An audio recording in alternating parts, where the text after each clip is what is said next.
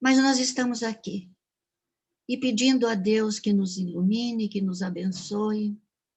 Pedimos que os irmãos traquejados no Evangelho cheguem até perto de nós e nos intuam, nos deem todo o respaldo possível para que a gente faça dessa manhã mais uma manhã feliz, mais uma manhã de luz. Que assim seja. Que assim seja, Senhor.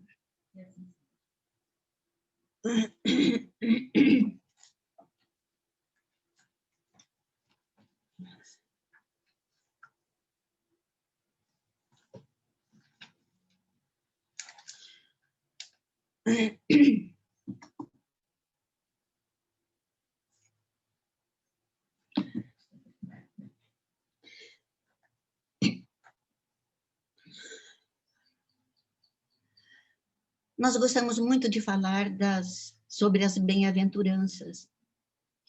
Nós achamos que as bem-aventuranças são uma das partes mais importantes das lições de Jesus.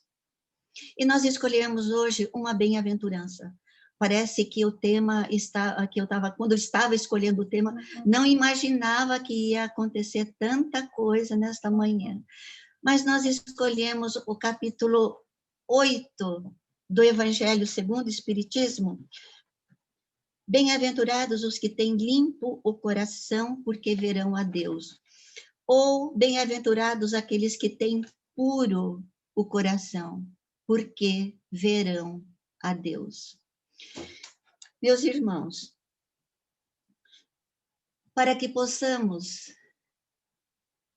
compreender melhor a presença de Deus no universo, a presença de Deus em todas as ocasiões das nossas vidas, é preciso que superemos aquela concepção antropomórfica do patriarca, aquele rei barbudo, aquele velho barbudo, sentado no trono celestial, a comandar os anjos, determinando castigos para os maus e oferecendo aos bons a suprema aventura de contemplá-lo face a face por toda a eternidade. Nós não podemos imaginar Deus como um ser humano. Por quê? Porque Deus é a mente criadora. Deus é a mente cósmica que construiu o universo e que sustenta a vida. Estamos mergulhados em seu seio, segundo André Luiz, como peixes no oceano. E tanto mais próximos estaremos dele, quanto maior a nossa capacidade de nos ligarmos aos valores espirituais, já que Deus é espírito e em espírito deve ser adorado conforme ensina Jesus. Lembro daquela linda passagem, da célebre passagem, né, de Jesus conversando com a mulher samaritana. Ele frisa bastante, ele foi bem firme quando disse: Deus é espírito, e em espírito deve ser adorado. As pessoas mais evoluídas, os espíritos mais evoluídos, eles que cultivam uma rigorosa disciplina da mente e dos sentimentos, conseguem sobrepor-se às limitações da matéria. Conseguem sobrepor-se às limitações da matéria e sentem a gloriosa realidade da presença de Deus no universo, o que os leva a experimentar sensações de felicidade, de plenitude de vida tão intensas que são verdadeiros êxtases celestiais. Há em pessoas assim, em criaturas assim, que conseguem uma rigorosa disciplina da mente e do coração. Há uma consciência tão ampla de interação, uma consciência tão ampla de comunhão profunda com a natureza, que, por exemplo, vem um Francisco de Assis, plenamente integrado na obra da criação. Ele via irmãos, irmãs nas aves, nos animais, no mar, nos rios, na flor, no fruto, no sol, na lua, nas estrelas. Me emociona até quando eu lembro dessa passagem tão bonita do Evangelho. Existe um filme, Irmão Sol, Irmã Lua. Há muitos anos atrás, um domingo de manhã, o Nuno, o nosso querido companheirinho, ele fazia a sua estreia no Caminho da Luz com uma palestra muito bonita. Não sei se alguém vai lembrar, porque foi muito marcante. E ele falou sobre Francisco de Assis e apresentou o filme falando de como esse espírito ele se inteirava com as obras da criação. E era uma coisa tão divina, tão encantadora, que nos emocionava. E até hoje, quando lembramos do filme, nos emociona aquelas passagens. Para conseguir um elevado estágio dessa espiritualidade, é difícil? Depende de nós. Agora, para começar a jornada em direção a esse elevado estágio de espiritualidade, o que é preciso? É preciso ter limpo o coração. Bem-aventurados os que têm limpo o coração, porque verão a Deus. Verão a Deus nesse sentido. A obra da criação é tão respeitada com essas pessoas que essas pessoas se interam. Não sei se está dando para entender o ponto de vista. É preciso ter limpo o coração. O que é ter limpo o coração? Poderíamos definir essa pureza como ausência de sentimentos inferiores. Sentimentos inferiores. A maldade, o ódio, o ressentimento,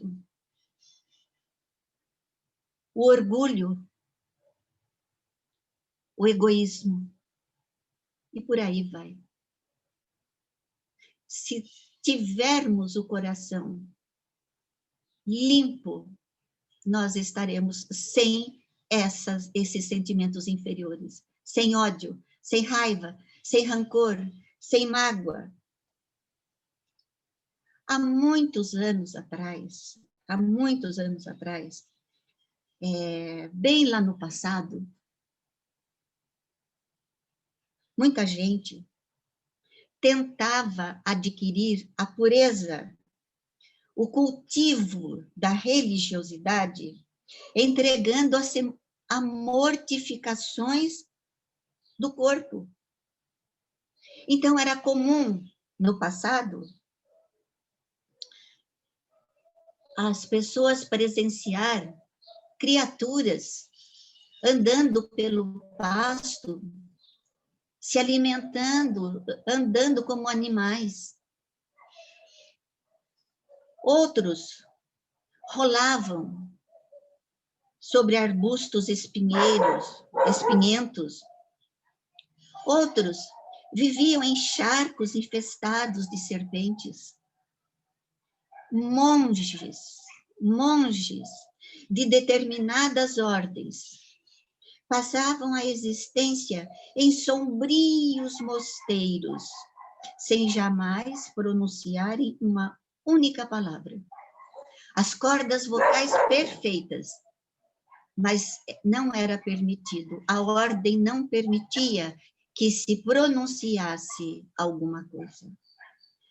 Certamente, meus queridos irmãos, o que essas pessoas, essas criaturas, esses filhos de Deus, puderam aprender nessas desastradas existências foi que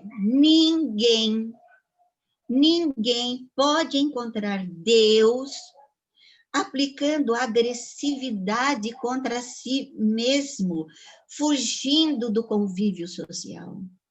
Vejam, Jesus é o nosso modelo. Jesus, quando chegou na Terra, ele poderia fazer o que ele quisesse sozinho. Ele tinha condições para isso.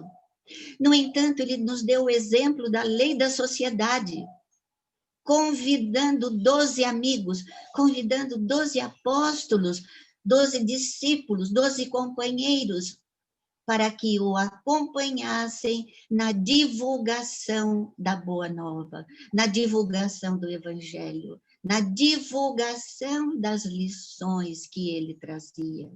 Ele podia fazer tudo sozinho, mas mostrou para nós que sozinhos nós não conseguiremos evoluir, não conseguiremos colocar em prática as virtudes que iremos conquistando. Então, nós precisamos da convivência das pessoas, nós precisamos do companheirismo, nós precisamos da amizade, nós precisamos uns dos outros para podermos prosseguir, se quisermos evoluir, se quisermos progredir e ser felizes. Nós não podemos nos torturar. Não estamos criticando ordem nenhuma, não estamos criticando ninguém. Naquele tempo, era costume as pessoas usarem açoites contra si mesmo para se purificar. Hoje a doutrina espírita nos ensina, se queremos nos purificar, vamos arregaçar as mangas e trabalhar. Trabalhar em nosso favor, trabalhar em favor do nosso próximo, lembrando do mandamento principal que Jesus nos deixou. Ele abreviou, ele resumiu os 10 mandamentos que Moisés nos deixou em 2. O primeiro, amar a Deus sobre todas as coisas. Amar a Deus em primeiro lugar, afinal, ele é o nosso Criador. Amar a Deus em primeiro lugar, acima de todas as coisas. O segundo mandamento, amar o próximo como a si mesmo. Amar o próximo como a nós mesmos. Seguindo esse mandamento, nós estaremos no caminho correto para purificar o nosso coração, para purificar a nossa alma e os nossos sentimentos. A retomada da pureza para o cultivo da fé autêntica não pode estabelecer-se em clima de isolamento nem de mortificação. Não é assim que os espíritos nos ensinam. Os espíritos superiores nos ensinam que ninguém está isento de erros. Errou? Procure não errar mais. Procure fazer um trabalho digno. Procure ajudar o seu próximo naquilo que você sabe fazer. Impossível alguém não saber fazer nada. Todos nós temos o livre-arbítrio. Todos nós temos inteligência. E é impossível ninguém saber fazer uma prece em favor de alguém, mesmo que aquele alguém seja uma pessoa não muito simpática para nós, mas é aí que está o mérito. Quando fazemos as nossas preces para os nossos amigos, isso é fácil, é gostoso, é bom. Os nossos amigos nos querem bem, torcem por nós. Então, é fácil se conectar, é fácil lembrar de um amigo e nos sintonizarmos com o alto para que aquele amigo receba tudo aquilo que ele precisa para poder sobreviver, para poder continuar a sua jornada na Terra. E quando se trata de uma pessoa antipática para nós, e quando se trata de uma pessoa tida como inimigo, como inimiga, mas é aí que está o mérito da questão. É aí que os espíritos superiores chegam até nós e investem em nós, porque nós estamos fazendo uma coisa muito difícil. Estamos orando para uma pessoa que nos quer mal, para uma pessoa que nos quis mal, para uma pessoa que nos fez uma agressividade. Então, os espíritos superiores, os espíritos bons, aqueles amigos espirituais que estão sempre do nosso lado, nos incentivando, nos entusiasmando, esses espíritos estarão investindo a sua energia em nós. E isso nos traz energia boa, isso nos traz sensação de otimismo, de positivismo, e nos faz com que sejamos melhores. Erramos? Quem não erra? Mas não vamos errar mais. E vamos pedir para que o nosso Criador nos ajude nessas questões, que nos ajude a construir o reino de Deus dentro de nós, que nos ajude a colocar as virtudes em primeiro lugar. Vamos conquistar as virtudes, assim estaremos no reino dos céus, ou no reino de Deus. Então, meus irmãos, de acordo com o Evangelho, para o cultivo da fé autêntica, não podemos estabelecer-nos num clima de isolamento, quer dizer, não podemos nos isolar e nem nos mortificar. Sentimentos de culpa. Ai, porque eu fiz isto? Ai, não devia ter feito aquilo. Isso são pensamentos negativos. Vamos tirar isso da cabeça já. E vamos substituir esses pensamentos, esses sentimentos, por pensamentos nobres, altruístas, bondosos, para podermos entrar em sintonia com o alto e fazer com que a nossa vida melhore e que a vida das pessoas ao nosso redor também melhore. Com a doutrina espírita, meus queridos irmãos, aprendemos a retomada da pureza no nosso coração em níveis mais altos e definitivos, baseado de conscientização, com bases de conscientização, seguindo os caminhos do trabalho, no campo do bem e no combate sistemático às nossas tendências inferiores. Neste particular, temos muitas perguntas que às vezes deveríamos formular. Lembrando do Santo Agostinho, que ele dizia, né, que quando ele deitava, ele gostava de fazer uma autoanálise, e essa autoanálise era relembrando tudo o que aconteceu durante aquelas 24 horas. Eu perdoei alguém? Eu falei muito alto com alguém? Eu agredi alguém?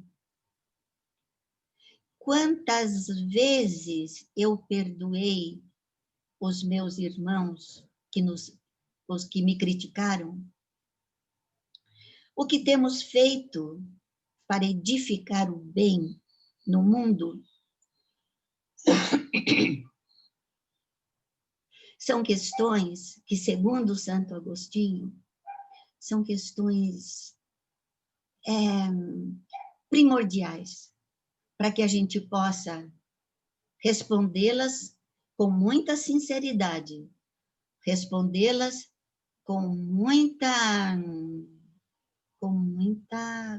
carinho, com muito amor, porque senão não adianta.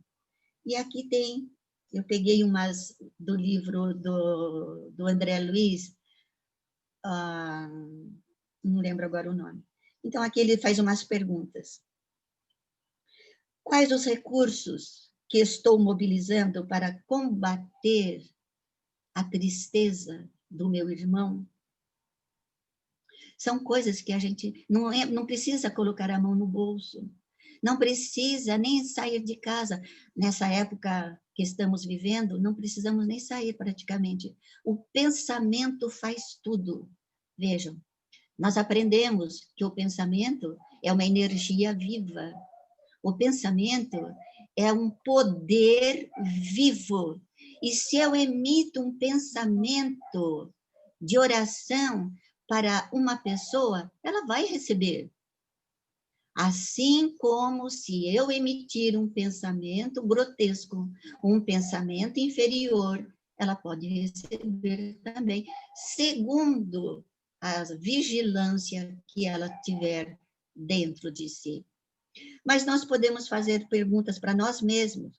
Quantas vezes temos nos calado diante das ofensas alheias?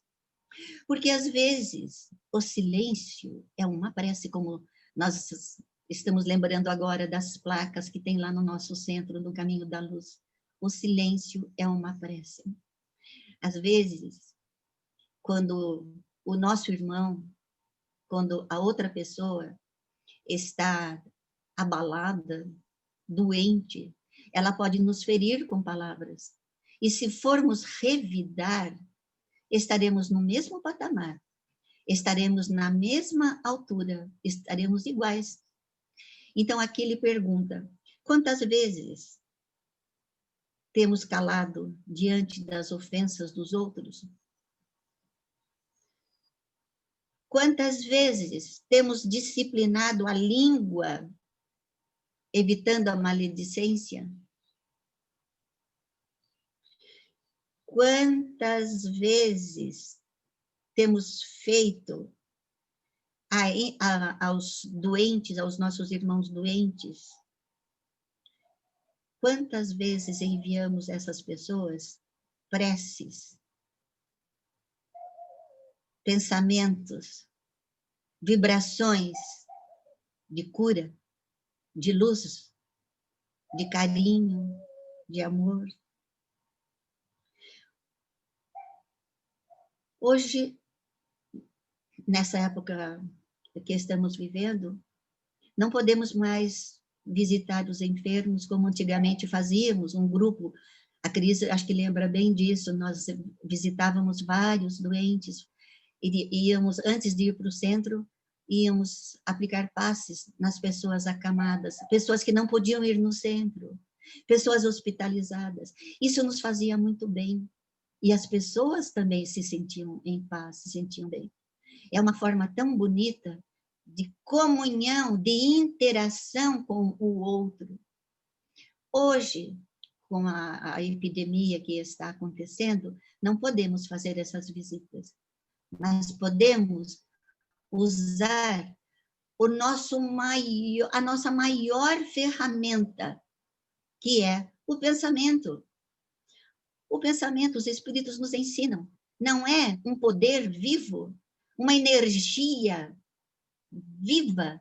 Então vamos emitir pensamentos, pensamentos de paz, pensamentos de cura, pensamentos de luz, pensamentos de amizade, pensamentos de afetividade para o nosso planeta, para o nosso país, para a nossa cidade e para o nosso grupo, para a nossa comunidade. Hoje, nós temos o caderno de preces.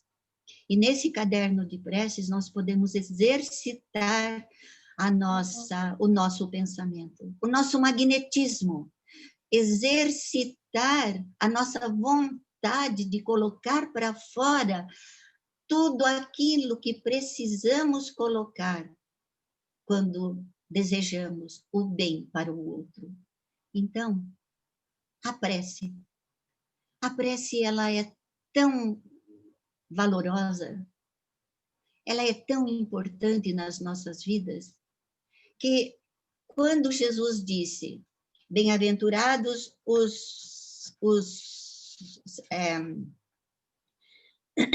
bem-aventurados os que têm limpo o coração, porque verão a Deus. Nós não vamos ver o nosso Criador com um corpo antropomórfico, um corpo humano. Nós vamos ver, nós vamos sentir o nosso Criador na natureza, nas pessoas que nos rodeiam, nos animais e em tudo que existe nesse mundo que Ele criou. Uma vez uma criança perguntou, e como que a gente pode sentir Deus, tia? Podemos sentir Deus, sim. Podemos sentir Deus no sono restaurador das energias. Podemos sentir Deus no barulho gostoso, suave da chuva que cai. Podemos sentir Deus no canto das aves, no canto dos passarinhos. Podemos sentir Deus no carinho dos animaizinhos. Podemos sentir Deus no sorriso da criança e podemos sentir Deus naquele abraço que não podemos dar em todos, pessoalmente, fisicamente, mas podemos dar um abraço em todo mundo pelo pensamento. E é isso que nós estamos fazendo agora. Meus queridos irmãos, espero que a nossa falinha tenha tido algum proveito